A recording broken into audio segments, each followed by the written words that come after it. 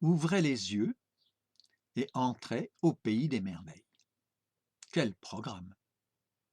Le point de vue, au sens propre comme au figuré, est un sujet de réflexion pour mieux comprendre comment nous fonctionnons.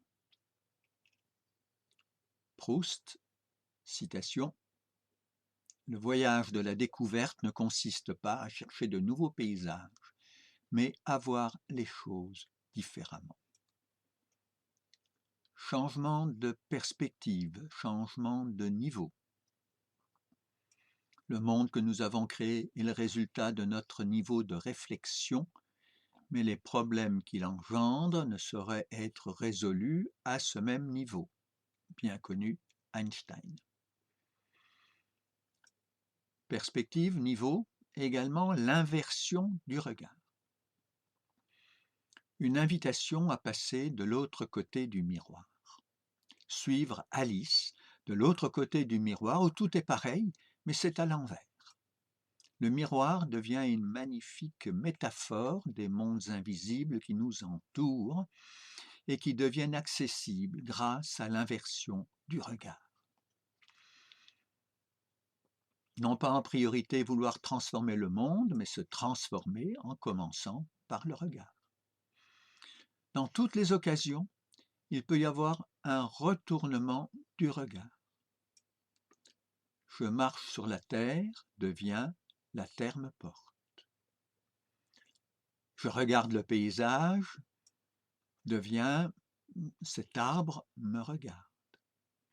Ceci dit, cette approche peut paraître manichéenne.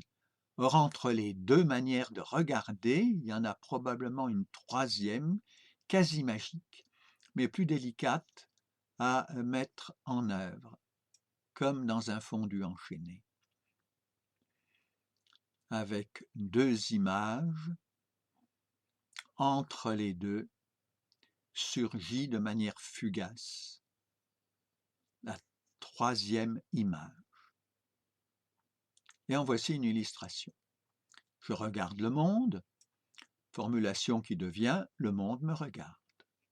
Entre les deux, je puis me demander si ce n'est pas le monde qui utilise mes yeux pour se regarder.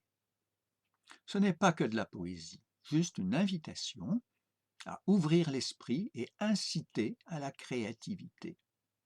Une forme de koan. Voici encore une inversion appliquée à la finalité du travail. La suprême récompense du travail n'est pas ce qu'il nous permet de gagner, mais ce qu'il nous permet de devenir. John Ruskin. Et enfin, une inversion appliquée à notre nature intime. Nous ne sommes pas des êtres humains vivant une expérience spirituelle. Nous sommes des êtres spirituels vivant une expérience humaine, généralement attribuée à Teilhard de Chardin.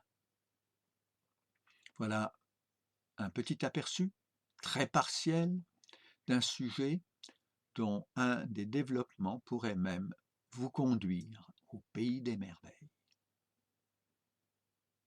Alors, dites-moi, qu'est-ce que ça change pour vous ?